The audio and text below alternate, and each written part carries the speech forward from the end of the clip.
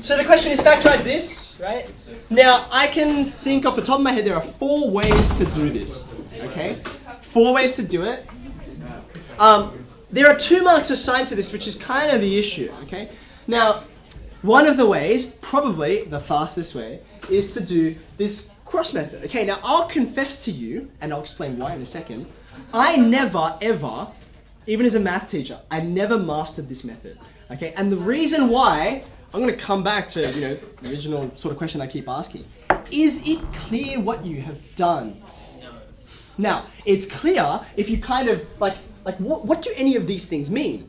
Well, you have to know what the method means in order to explain it, right? And if you don't, you're like, whoa. If you've never seen this before, you're like, it's just gibberish, right? It's some numbers, right? And what do they have to do with anything? Now, therefore, I go with my 3 other ways, with my 3 other ways of doing it, okay?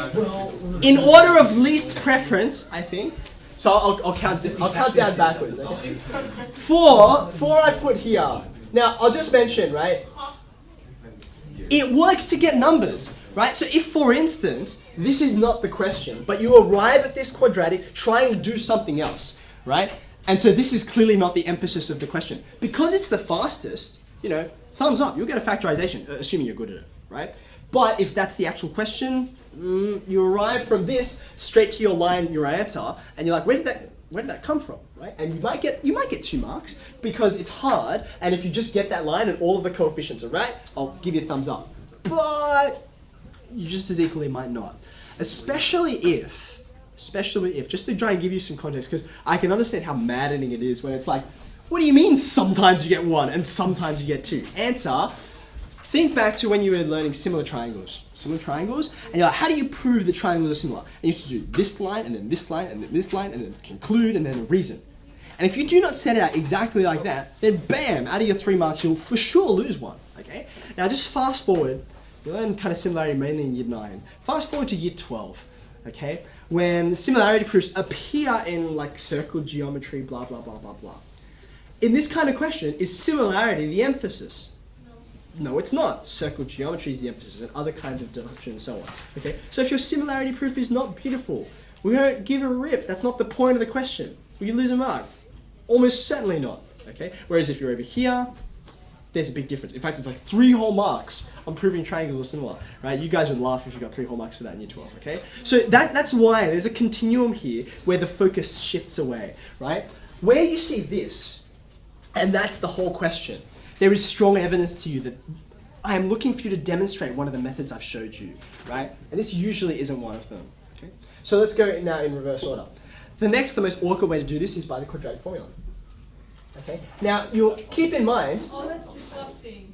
Well, that's why it's option number 3.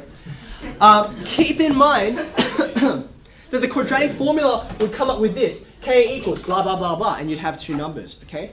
But you can't get a k equals out of this. Because it's not an equation. It's not equal to anything. It's not equal to 0, for instance, okay? So what you'd have to do with these numbers, you'd get, what would you get? 3/5 and minus 5 on 3, or something like that, okay? You'd have to take that, and you'd have to put it into a factorized form, right? So it's not only is the quadratic formula long, but it is a bit awkward. Okay, ready? Here we go. Number 2. Wait, is this like in worseness or goodness? Yeah, this is in reverse order. Okay. In worseness. These they're kind of equal, okay? So you kind of pick and choose what you want, okay? The method that Eddie was mentioning was a good one, which is pairing. Okay, which is pairing, okay? If you see, this is a trinomial, right? This is a trinomial. And there are 3 terms. But just as equally, there could be 4 or 5 or whatever, okay? So if I gave you something like this, 3x minus 2, 2x plus 8, something like that, okay? When you expand this out, almost certainly, most of us instinctively will go this times this and this times this and this, and you will get 1, 2, 3, 4 terms out. Right? But when you think about this, right, can you see that the term you get out of this product and the term you get out of this product will be like terms, right? So that's why those 2 terms become 1. Right? But you can reverse that process, right? So what I would do is, I think it's 25 and 9, right? Okay, so you'd say 15k squared minus 25k minus 9k Yeah. plus 15. Like, Okay, now calculator. think. Stop.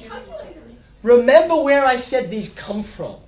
They come from, oh look, I multiplied this and I multiplied that, right? So these things clearly must pair up with these, right? There's going to be this kind of thing happening, right? So if you take factors out of this, like we picked 25 and 9, because 25 will factor with 15, and it just so happens the numbers are the same. But you would divide up whatever this is into one part that factors here and one part that factors there. Okay. Now, where this is tricky is that often with the numbers you get, you'll have multiple different options. But you'll start to see, as soon as you write it down, you'll write this line and you'll be like, oh, I can't go any further because I've picked the wrong pair of numbers. Okay. Here, let's see what happens. What should I do?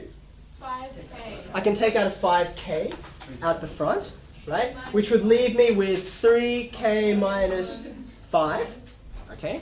Now you then look at the right-hand part of it, and you're like, "Whoop, my minus signs are the wrong side, but that's no problem. Because I'll just take a minus sign out. So I'd say minus 3, which would leave me with, surprise, surprise, 3k minus 5.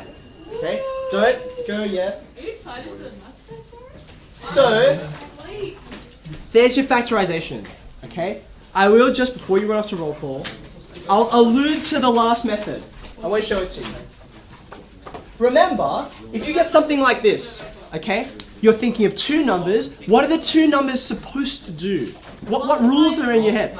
They should multiply to this and add to that, right? Right? So if I change this is not going to work, but if I do. If I change that, just put a number out the front. It works exactly the same way with one difference. I'm still going to search for a pair of numbers that add to that.